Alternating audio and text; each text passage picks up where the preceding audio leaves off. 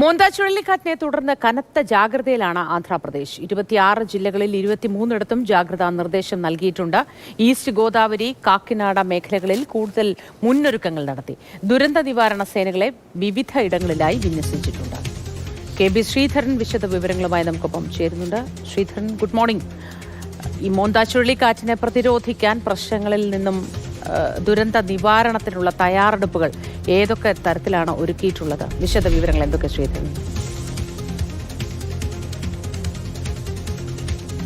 Moti, good morning. ഏതായാലും ഈ ചുഴലിക്കാറ്റിന്റെ കാര്യത്തിൽ വലിയ തയ്യാറെടുപ്പുകൾ തന്നെയാണ് ആന്ധ്രാപ്രദേശ് സർക്കാർ എടുത്തിരിക്കുന്നത്.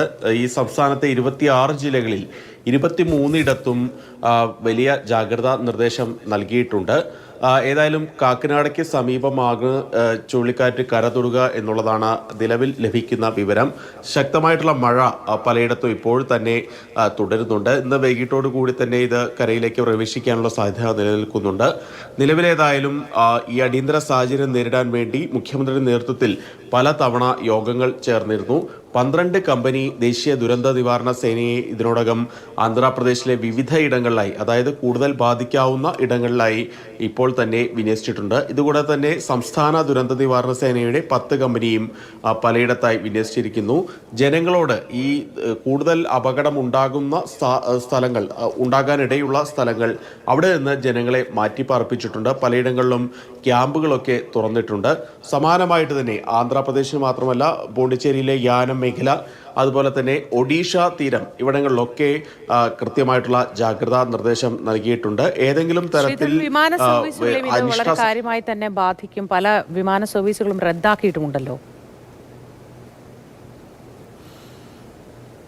ഗന്നാവരം വിമാനത്താവളത്തിൽ നിന്ന് പല വിമാന സർവീസുകളും ഇതിനോടകം തന്നെ റദ്ദാക്കിയിട്ടുണ്ട്. അതുപോലെ തന്നെ പല ട്രെയിനുകളും, ഈ ആന്ധ്രാ തീരത്തുകൂടി പോകുന്ന പല ട്രെയിനുകളും വഴിതിരിച്ച് വിട്ടിട്ടുണ്ട്. ഏറ്റവും പ്രധാനം എറണാകുളം ഹൗറ എക്സ്പ്രസ്, ദിബ്രുഗഡ് കന്യാകുമാരി എക്സ്പ്രസ് തുടങ്ങിയ നിരവധി ട്രെയിനുകൾ വഴിതിരിച്ച് വിടുന്നുണ്ട്. അതായത് തീരപ്രദേശത്തു കൂടി ഉള്ള ട്രെയിൻ സർവീസുകളാണ് പല വഴി തിരിച്ചു വിട്ടിരിക്കുന്നത്. അതുപോലെ ചില ട്രെയിനുകൾ, അതായത് സെക്കന്ദരാബാദിൽ നിന്ന് ഭുവനേശ്വറിലേക്കുള്ള എക്സ്പ്രസ് ഒക്കെ റദ്ദാക്കിയിട്ടുണ്ട്. അങ്ങനെ വലിയ മുൻകരുതലുകൾ ആന്ധ്രാപ്രദേശ് സർക്കാരിന്റെ ഭാഗത്തുനിന്ന് ഉണ്ടാക്കിയിട്ടുണ്ട്. അതോടൊപ്പം തന്നെ കിഴക്കൻ തീരത്തുള്ള സംസ്ഥാനങ്ങളെല്ലാം തന്നെ ജാഗ്രതാ നിർദ്ദേശം നൽകിയിട്ടുണ്ട്. തമിഴ്നാട്ടിലും മഴ ശക്തമാവാനുള്ള സാധ്യത നിലനിൽക്കുന്നുണ്ട്. ചെന്നൈ നഗരത്തിൽ ഉൾപ്പെടെ ഈ കനത്ത മഴ കഴിഞ്ഞ ദിവസങ്ങളിലൊക്കെ പെയ്തിരുന്നു.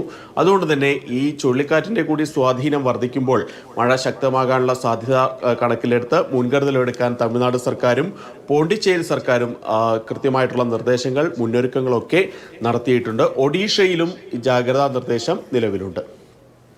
ശരി, കെ.ബി. ശ്രീധരനാണ് വിവരങ്ങൾ നൽകിയത്. മോന്താ ചുഴലിക്കാറ്റുമായി ബന്ധപ്പെട്ട ജാഗ്രതാ നിർദ്ദേശങ്ങൾ നൽകിയിട്ടുണ്ട്. 23 ജില്ലകളിലാണ് അതീവ ശ്രദ്ധയുള്ളത്. ഗതാഗത തടസ്സം അടക്കം നേരിടുന്നുണ്ട്. അത് ട്രെയിൻ, വിമാന സർവീസുകളെയൊക്കെ ബാധിച്ചിട്ടുണ്ട്, റദ്ദാക്കിയിട്ടുണ്ട്. സുരക്ഷ കണക്കിലെടുത്ത വിവിധ ഇടങ്ങളിൽ നിന്നും ജനങ്ങളെ മാറ്റി പാർപ്പിച്ചിട്ടുണ്ട്. എല്ലാ തരത്തിലും എല്ലാ തയ്യാറെടുപ്പോടെയുമാണ്. പോണ്ടിച്ചേരിയിലടക്കം തയ്യാറെടുപ്പുകൾ ഉണ്ട് എന്നതാണ് കെ.ബി. ശ്രീധരൻ വ്യക്തമാക്കിയത്.